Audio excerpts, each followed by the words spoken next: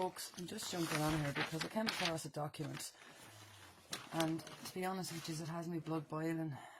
It's called the AMIF, right, and it stands for the Asylum Migration International Fund.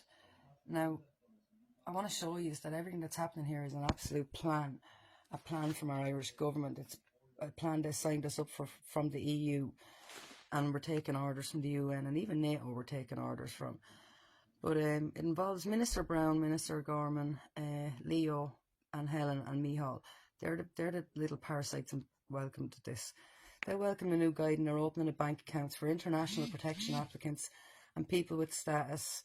Thanks to the white paper, illegals now have a right to open accounts, regardless of his place of residence, whether he has a fixed address, he is an asylum seeker, he's a consumer who has not been granted a resident permit, who is expulsion and is not possible for legal practical reasons. Asylum seekers can now apply for driver licence too.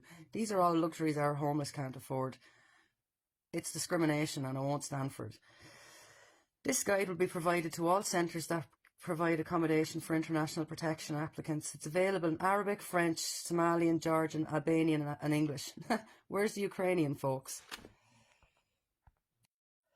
We have two forms of international protection in this country covered by the International Protection Act 2015. The first one is a refugee status and the second one is a subsidiary protection status. We have the Catherine Day report to thank for ensuring the EU Directive 2014/92 is respected. The EU Payment Account Directive. Why are these people being paid by the EU if they're not UN soldiers? The EU Payment Account Regulations 2016 provides that a consumer who is legally resident in the Union, including persons temporarily resident for the purpose of seeking international protection, has the right to open a payment account with basic features.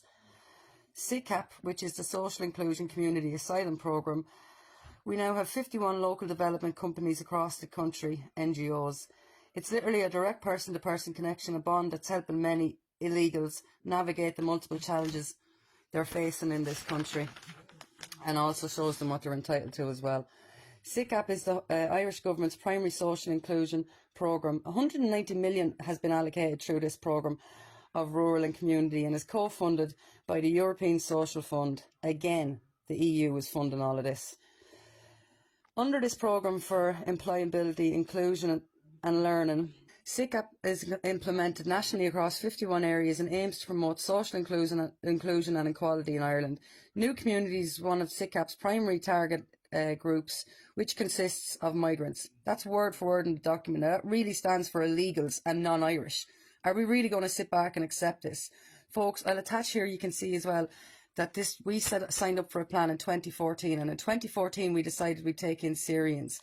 Then 2015 and 16 we signed up for a plan to take Afghanistans. We've now signed up for a plan to take in Georgians, of which we took in 2,196 in 2023. And the UNCHR and the Irish Refugee Council are giving out saying Ireland's not doing enough. And they want to update this number to 8,000 by next year. But this plan isn't finished until 2027, folks. So we are going to be taking in a vast amount of illegals into this country. 70% of these men are coming with no documentation and no ID or anything. And not only that, now they're being entitled to allowed work with no ID, no documentation. They're being entitled to open bank accounts. None of these luxuries are afforded to our homeless. It's discrimination and it's unacceptable. It really is unacceptable. But it shows the corruption in our Irish government. We're being told we're taking in these refugees because of climate change. Lies. It's a plan they signed up for.